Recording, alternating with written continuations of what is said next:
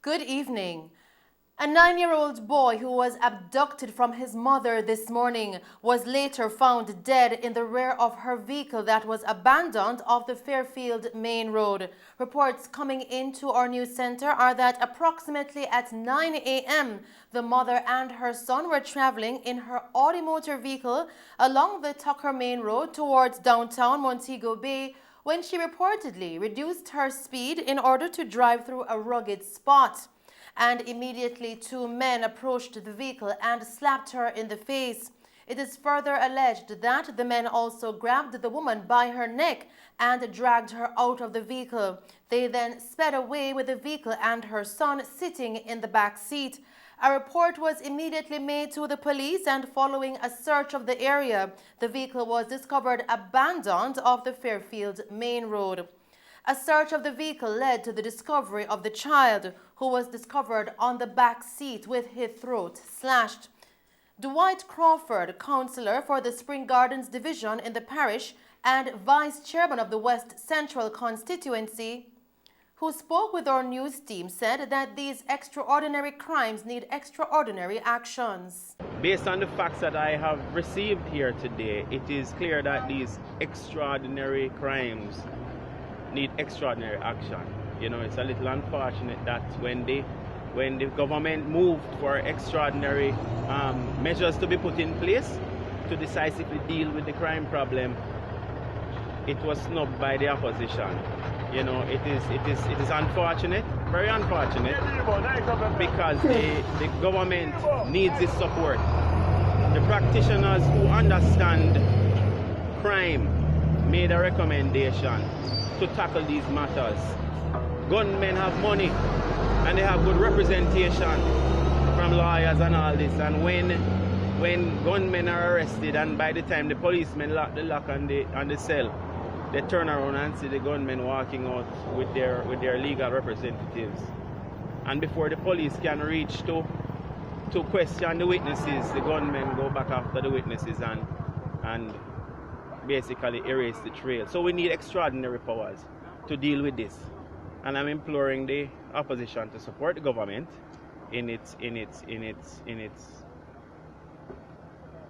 quest to solve this problem, because it is getting out of hand. It is a state of emergency. This is a state of emergency. If this does not reflect something that requires and is to be treated as though it is a state of emergency, then I don't know what more the opposition needs to see to support the government in dealing with these matters. It's not funny. It's not cute. We will bring you more on this story in subsequent newscasts. In other news tonight, 11 persons were murdered in Jamaica within the last 24 hours in what the country's Deputy Police Commissioner in charge of crime, FITZ is describing as the latest demonstration of acts of domestic terrorism which have been plaguing the island. 2 women are among the deceased. The women were executed by gunmen in Westmoreland. DCP Bailey says 2022 is off to a bad start in terms of crimes and violence. Last night was a past 24 hours, was not a very good one for us. We had 11 murders, including 3 double murder. We had a double murder in Bull Bay, one in Montego Bay, one in Westmoreland. Then we had 2 other murders in St. James and 2 in St. Andrew Central. These criminals are not just ordinary people. They, as far as I'm concerned, I know people do not like us, use this term, and we try to shy away from it. But what we see happening right now, I believe that this border on domestic terrorism, I think we have to treat the issue as they present themselves. We have to push back, and I can assure the nation that we are going to push back. We can't treat this as ordinary and as traditional. We have to take the appropriate action. And I as a person who have the responsibility for crime, I want to reassure the Jamaican society that we are going to push back. The Deputy Commissioner in charge of crime says the JCF will be using all the tools available to bring the spike in violent crimes under control. And this is is not ordinary. We are not living in ordinary time. And when there is extraordinary situation, there needs to be an extraordinary response. We have to take action, the appropriate action to treat with this pandemic of violence. There are some cultural issues that must be dealt with. There are some social issues that must be dealt with. But as a law enforcement body, the nation is secure. We have the ability to ensure that this nation is secure. We have the responsibility to ensure the safety of our people. And so we are not going to just sit back and just roll over and die. We are going to ensure that we confront the issue, confront the reality. Meanwhile, the DCP is calling for a quick resolution to remuneration issues between the government and the police, which he notes has been affecting the ability of the High Command to motivate members of the rank and file of the JCF. There are some things that must be dealt with, and I think the issue regarding the police rank and file, I would want to implore the powers that be to deal with the issue that is creating the distraction. I mean, when a constable gets less than $70,000 before tax as their basic pay, that does not inspire the level of confidence and the level of response that you want. We need to settle those issues. I work in the CIB for years. When you look at what a detective gets for detective allowance, it's nothing really. In the meantime, the two women who were fatally shot at the business establishment in White House, Westmoreland yesterday have been identified as 58-year-old Bernie Lewis, a farmer of Kings District, and 45-year-old Sophia Brown, the owner and operator of the supermarket where the women were killed.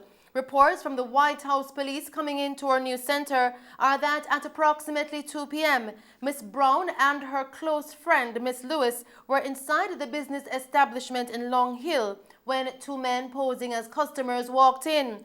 The two men ordered an item, and while being attended to, they brandished handguns and opened fire, hitting both women multiple times. The gunmen ran from the building and made their escape. The police were summoned, and upon their arrival, the wounded women were rushed to the hospital where they were pronounced dead. Today, Brown's grief-stricken relatives struggled to make sense of her death, even as they spoke of her resilience in the face of previous robberies at her Long Hill shop. Sophia Brown's brother, Clifton Brown, who spoke with our news team, explained hearing the shots that he later found out were those that took the lives of Miss Brown and her friend. When I was down here looking after the pitch back, I hear one gunshot. And I said, what's going on down the shop? And when I look, I see a guy walking down the road. And he must scare back at me. I said, no, sir. So it's like something wrong in the shop. And me boy again, this one little youth run come up to me and said, then kill me granny, then kill me granny, then kill me granny. I said, what you say, boy? And he said, then kill Sophia too. We don't go look if you see Sophia lay down. We don't run her back part. I go, I see her lie down on her face and the blood. Yeah, man. And when I look on her, I see like she puff and I said, no, sir. And I call my daughter, and say, she not dead, she not dead. She still like she a blow and them say, he dead. I said, no, he not dead yet, see my follow. And my daughter run come in the car and take him up. And head to Black River. I think he said he go to the station first. And then said we go ahead to Black River. And when he go over there, and when she go over there, they pronounce him dead. As we continue with the news tonight, a 21-year-old chef was fatally shot by armed men in Norwood, St. James yesterday. He has been identified as Dimitri Dawson, otherwise called Dimmy, of Bread Lane in Paradise, Norwood. Reports from the Montego Bay Hills Police coming into our news center are that at approximately 3:10 p.m. yesterday, Dawson was standing outside the Green Dream Hot Spots bar along Bread Lane in Norwood when he was approached by two men who brandished handguns and opened gunfire, hitting him multiple times. The gunmen escaped from the scene on foot, and Dawson was rushed to the Cornwall Regional Hospital where he was pronounced dead. Now he is the 7th person to be killed in St. James since the beginning of the week. Still tonight, Deputy Prime Minister and Minister of National Security Dr. Horace Chang says the government is to provide the police with the additional resources to tackle the crime problem in the Westmoreland Police Division. Dr. Chang made the disclosure during a visit to the community of Carawina in Petersfield recently, where siblings Dervin Jones and Sheldon Jones lost their lives at the hands of gunmen on Tuesday, January 4. Following his interactions with the family and members of the community, he told journalists that already some 40-plus officers have been added to the division. He also noted that there are other officers that have been added to the parish for operational purposes. He further stated that he is aware that the Commissioner of Police and his team are keeping their thumbs on the pulse of criminal activities in Westmoreland. Dr. Chang further noted that the government will also be constructing and upgrading several police stations in the division. He said this includes the police stations in Savannah Lamar, Little London and Frome, as well as a divisional headquarters. Commanding Officer of the Westmoreland Police Division, Senior Superintendent Robert Gordon, welcomed the incoming resources to the division, noting that the crime-fighting tools will be critical to the increased police personnel to help fight crime. He said 5 persons of interest have been taken into custody in connection with the killing of the brothers. As we continue with the news tonight, the police are seeking the public's assistance to find the following missing persons. 9-year-old Dewion Patterson, who was last seen at home in Frontier, Port Maria in St. Mary on Monday, January 10. His mode of dress is unknown. Anyone with information is being asked to contact the Highgate Police at 876-992-2233. 16-year-old Kimoya Blake, who was last seen at home in Spring Village in Old Harbour, St. Catherine on December 27, 2021. Her mode of dress is unknown. Anyone with information is being asked to contact the Old Harbour Police at 876-983-2255. 26-year-old Chantal Blake McCullough from Ligony Meadows, Kingston 6, who was last seen in Old Harbour, St. Catherine on January 6, dressed in a multicolored blouse and blue jeans. Anyone with information is being asked to contact the Matilda's Corner Police at 876-978-6003. 23-year-old Tashika Wigan from Peel Street in Trelawney, who was last seen leaving for work on January 7. Her mode of dress is unknown. Anyone with information is being asked to contact the Falmouth Police at 876-954-3222.